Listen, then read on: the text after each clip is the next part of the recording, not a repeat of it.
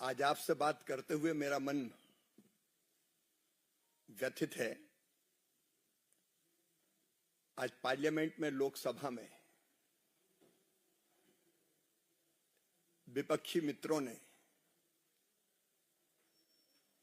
कांग्रेस और इंडी ब्लॉक के सांसदों ने जो आचरण किया, उसने लोकतंत्र को कलंकित किया है।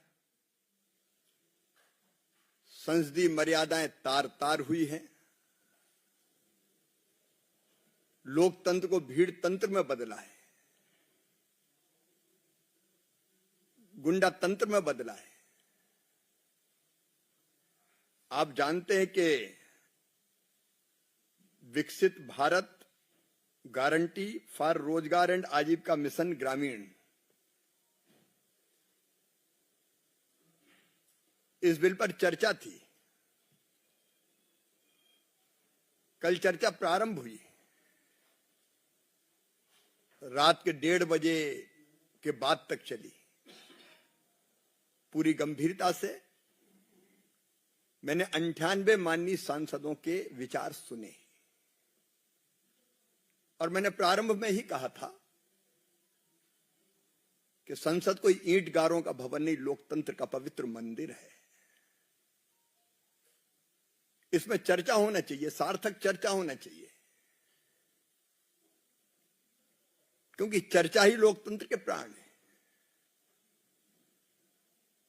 हमारे प्रतिपक्ष के मित्रों ने जो कहा, हमने ध्यान से सुना और आज मुझे जवाब देना था। मैंने आग्रह किया कि मैं आपके एक एक प्रश्न का उत्तर दूंगा, लेकिन मुझे सुना जाए। लेकिन जैसा अमर्यादित आचरण का प्रदर्शन हुआ, कागज फाड़ के उछाले गए, आसंदी के सामने टेबलों पे चढ़ गए, क्या ये बापू जी के आदर्शों की हत्या नहीं है? अपनी बात कह लो और जब दूसरा बात कहे, जवाब दे तो बोलने मत दो। क्या ये अनैतिक नहीं है, अमर्यादित नहीं है? मैं उनके इस कृत्य की घोर निंदा करता हूं। मित्रों, आखिर क्यों व्यथित हैं वो? ग्रामीण विकास और रोजगार को लेकर एक नहीं अनेकों योजनाएं आई। उनकी श्रृंखला है। 1961-62 से ऐसी योजनाएं आ रही। एक योजना आई, कुछ दिन चली, बदल गई, उसकी जगह दूसरी आई, तीसरी आई। संपूर्ण ग्रामीण रोजगार योजना, उसके बाद जवाहर रोजगार योजना, और उसके बाद मनरेगा आई। तो इसमें क्या कोई पंडित जवाहरलाल नेहरू जी का नाम नहीं रखा तो उनका अपमान हो गया। और मैं ये कहना चाहता हूं कि गरीब कल्याण, ये भारतीय जनता पार्टी का संकल्प है और प्रधानमंत्री श्रीमान नरेंद्र मोदी जी के नेतृत्व में एक नहीं अनेकों योजनाएं लगातार गरीबों के जीवन स्तर को बेहतर बनाने का काम कर रहे हैं। इसलिए 25 करोड़ लोग गरीबी रेखा के ऊपर उठे हैं, 4 करोड़ से ज्यादा घर बने, 10 करोड़ उज्ज्वला रसोई गैस कनेक्शन दिए गए। और इस योजना में क्या है? विकसित भारत के लिए विकसित गांव, ये मोदी जी का संकल्प है। तो रोजगार और विकसित गांव, विकसित भारत के लिए, जहां रोजगार के लिए पहले 100 दिन की गारंटी थी, अब वो बढ़ा के 125 दिन की गई है। और उसके लिए पर्याप्त धनराशि प्रस्तावित है। 1,51,282 करोड़ रुपए से ज्यादा की राशि, जिसमें केंद्र का हिस्सा 95,000 करोड़ रुपए से ज्यादा है। और कांग्रेस मनरेगा मनरेगा मनरेगा करती। कितना खर्च किया कांग्रेस ने, यूपीए की सरकार ने मनरेगा पर? 6-7 से 13-14 तक कुल खर्च किया 2,13,220 करोड़ 39 लाख रुपए। और 2024-25 तक माननीय मोदी जी के नेतृत्व में एनडीए की सरकार ने 8,53,810 करोड़ 91 लाख रुपए श्रम दिवस उन्होंने सृजित किए। 1660 हमने सृजित किए, 3210। और अगर पूरा किए गए कामों को हम देखें तो 153 लाख उनने कंप्लीट किए, 862 लाख हमने किए। हमने रोजगार ज्यादा दिया, विकास के काम ज्यादा किए। और अब अगर एक कदम बढ़ के और एक योजना बनती है तो उसमें आपत्ति क्या है? क्या केवल एक जगह गड्ढा खोद के मिट्टी फेंक दो, फिर दूसरी जगह गड्ढा खोद लो, पैसा भ्रष्टाचार की बलि चढ़ जाए? क्या ये होने देना चाहिए? हमने एक संपूर्ण योजना बनाई जिसमें विकसित गांव का स्वरूप क्या होगा। और गांव का स्वरूप तो है विकेंद्रित है, गांव के लोग करेंगे, लेकिन गांव में क्या क्या बनेगा? जल संरक्षण के काम जो बहुत जरूरी है, गांव में इंफ्रास्ट्रक्चर, स्कूल हो, स्वास्थ्य केंद्र हो, आंगनवाड़ी का भवन हो, आजीविका के काम हो, सड़कें हो, ड्रेनेज का सिस्टम हो। एक पूरी सूची है, मैं उसके विस्तार में नहीं जा रहा अभी। आजीविका से संबंधित अनेकों गतिविधियों के काम अलाउ किए गए। और प्राकृतिक आपदा में नुकसान कैसा रोका जाए तो रिटेनिंग वाल से लेकर ड्रेनेज के सिस्टम तक की व्यवस्था इसमें। और एक और सुधार किया,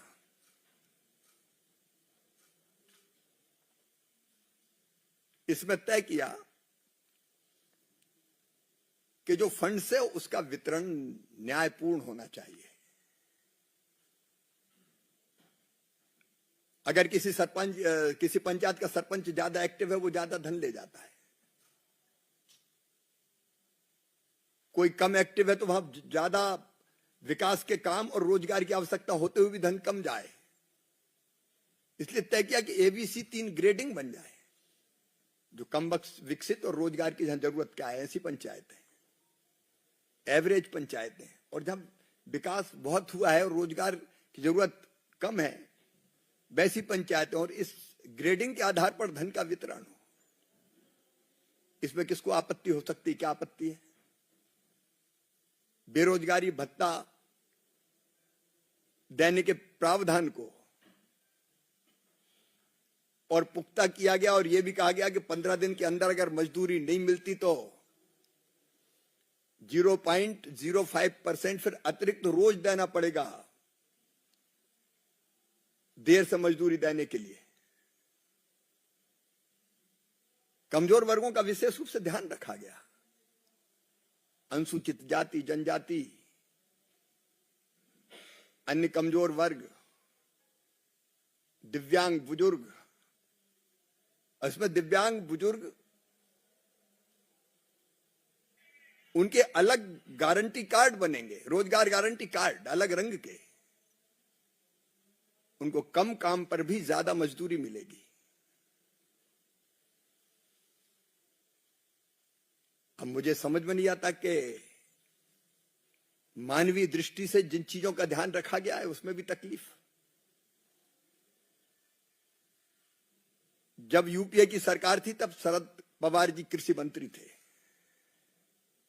उनने, और जब इस बिल पर पहले मनरेगा वाले पर चर्चा हुई थी, नरेगा पर, तब रघुवंश बाबू ने भी इसको रेखांकित किया था कि कृषि के कार्य प्रभावित ना हो जाएं, उसके लिए भी ध्यान देना चाहिए। शरद पवार जी ने भी चिंता व्यक्त की। 86% किसान हमारे लघु हैं, सीमांत हैं। अभी मैकेनाइजेशन नहीं हो पाया कि वो कृषि के कामों को मशीन से कर ले। तब खेती में भी रोजगार के अवसर पैदा होते हैं। तो वैसे समय के लिए अगर 60 दिन जो राज्य सरकार तय करे, अगर ये व्यवस्था की गई है एक साथ नहीं अलग अलग समय पर भी, कि फिर 125 दिन की गारंटी रखते हुए कृषि के कार्यों में भी मजदूर जाएं। अब इसके जो सारे प्रावधान, फिर एक बात जिसकी ये टेक्नोलॉजी के इस्तेमाल का विरोध करते हैं, क्यों?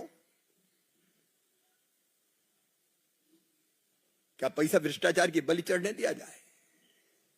एक काम बार बार कई बार हो जाते थे, एक बार मिट्टी खुदी, दूसरी बार डाल दी, तीसरी बार डाल दी। पीएम गति शक्ति को जोड़ के ये कोशिश की गई है कि काम का डुप्लीकेशन ना हो।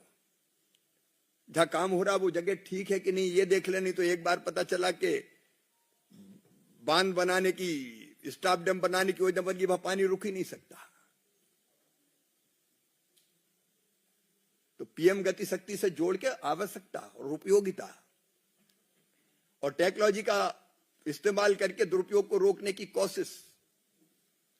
एक और तथ्य, प्रशासनिक व्यय बढ़ा के 6% से 9% किया गया। इसमें लगभग 13,000 करोड़ रुपया प्रशासनिक व्यवस्थाओं को, ताकि रोजगार सहायक को वेतन ढंग से मिल सके, मैट को पेमेंट हो सके, इंजीनियर्स और बाकी टेक्निकल स्टाफ ढंग से रखा जा सके। मैं मानता हूं कि ये विकसित भारत के लिए विकसित गांव बनाने की और 125 दिन रोजगार की गारंटी देने वाली एक स्वयंपूर्ण गांव, एक विकसित गांव, रोजगार युक्त गांव, गरीबी मुक्त गांव बनाने की योजना है, जो प्रधानमंत्री जी का संकल्प है। और इसलिए ये नई योजना लाई गई है, लेकिन जो आचरण आज उन्होंने किया उससे लोकतंत्र ही कलंकित हुआ और उनका भी सम्मान नहीं बढ़ा है। धन्यवाद जी। विकास जी,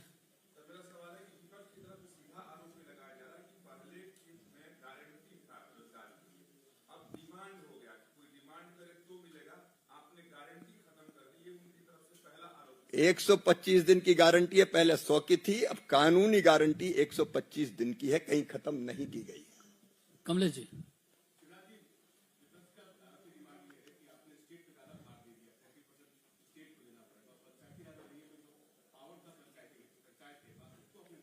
पंचायत के अधिकार अभी भी पूरी तरह से सुरक्षित है। गांव की सारी योजनाएं पंचायत और ग्राम सभा ही बनाएगी, वो केंद्र से नहीं बनेगी, बल्कि ये तो नीचे से बनते हुए ऊपर आएंगे। और दूसरी बात, भार की बात करते हैं तो ये 95,000 करोड़, मैंने कहा अब तक 86,000 करोड़ था उसका बजट, तो केंद्र का ही है। तो विकास गांव का होगा, राज्य में ही होगा। फेडरल स्ट्रक्चर में विकास की भी और रोजगार की जवाबदारी भी केंद्र और राज्य दोनों की है। मोहित,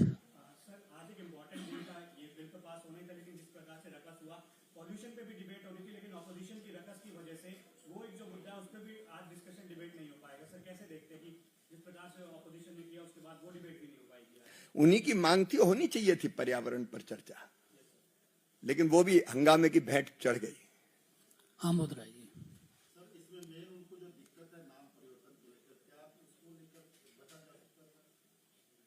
इसमें नाम आप देखिए, जो उद्देश्य है योजना के, उस उद्देश्यों को ही प्रकट नाम कर रहा है, रोजगार और आजीविका।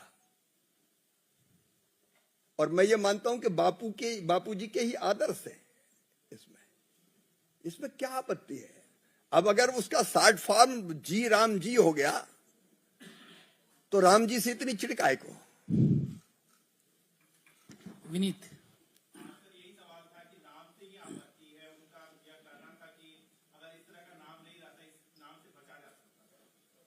क्यों बचते? जो काम है, जैसा काम है वैसा नाम है।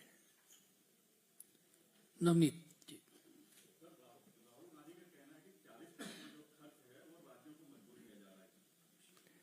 मजबूर नहीं कर रहे, वहां और ज्यादा केंद्र में जो पैसा दे रहा है उससे विकास की दृष्टि से मजबूत हो रहे हैं।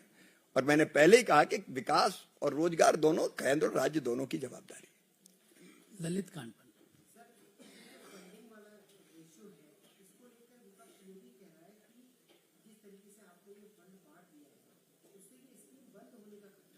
ये गारंटी है, ये एक्ट है जिसका पालन करने के लिए केंद्र और राज्य दोनों बाध्य हैं। बंद कैसे होगी? आदित्य टंडन एक Shivraj ji, I have two questions. One is, how will the scheme roll out on the ground? Because previously it was a demand-driven scheme. Now the scheme is basically a normative funding scheme, where outcomes other than demand will also be factored in. तो पहले होता था कि कोई काम मांगेगा उससे मिलेगा, वो कोई भी काम शुरू हो जाएगा. So now how will it pan out on the ground? आज भी काम मांगेंगे, काम मिलेगा। और ये प्रस्तावित फंड अंतिम नहीं है, और जरूरत पड़ेगी और दिया जाएगा। रेशो केवल 60-40 हो गया है, तो डिमांड ड्रिवन ये आज भी है। आप पूछें। सर, लगातार सदन में हम देखते हैं, जब भी सदन चलता है, चाहे सीट खाली हो या फिर विधानसभा का, हमेशा सदन में हंगामे की वजह से आपको नहीं लगता कि जनता के कुछ मुद्दे ऐसे होते हैं जो पीछे छूट जाते हैं, इसकी जिम्मेवारी कौन लेगा? जो ये हल्ला हंगामा कर रहे हैं उनको जवाबदारी लेनी चाहिए। आज मैं उनके हर प्रश्न का, कल भी मैंने सुना, आज भी उत्तर देता। आनंद उसी में आता, वो वहां पूछते ना। लेकिन ये लोकतंत्र को भीड़ तंत्र में बदलना ये शुभ नहीं है। जी आप पूछिए।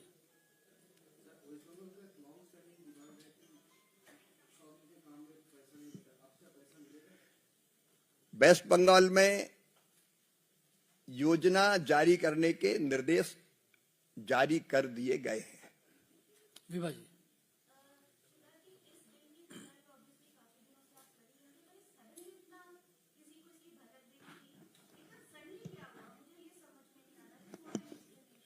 कई दिनों से, कई वर्षों से कई कमियां चर्चा में थी, ध्यान में थी, और रिफॉर्म होने चाहिए ये मांग कई दिनों से की जा रही थी। उसको पूर्णता प्रदान की कि रिफॉर्म में देर क्यों करें, जब सब चीजें समझ ली तो आगे बढ़ना है।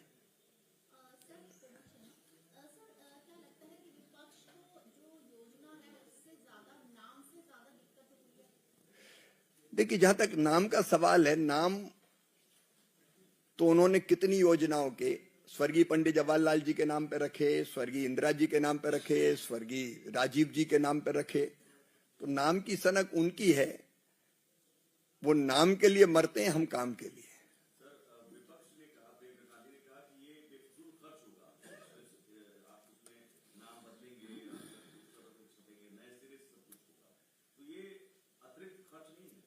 अतिरिक्त खर्च कहां से होगा?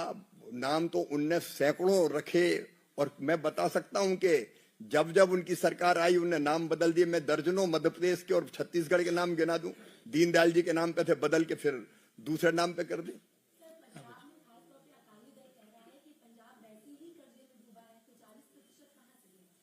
हर राज्य के पास ये क्षमता है कि वो जब उनके यहाँ विकास के काम होने हैं और उसी राज्य में रोजगार मिलना है तो वो ये व्यवस्था कर सके। अभी भी कर ही रहे हैं अलग अलग योजनाओं के लिए। आप पूछिए। सर, मैं कह रहा था कि आपने बताया कि जो दिव्यांगजन होगा उनको लेकर कार्ड अलग होगा और अलग रंग का होगा। अभी तक जो विवाद है वो जो अलग कार्ड बनेगा उसका रंग तो आपके आगे और पीछे उस रंग का तो नहीं होगा। अब रंग के बारे में विचार करेंगे, तय करेंगे जी।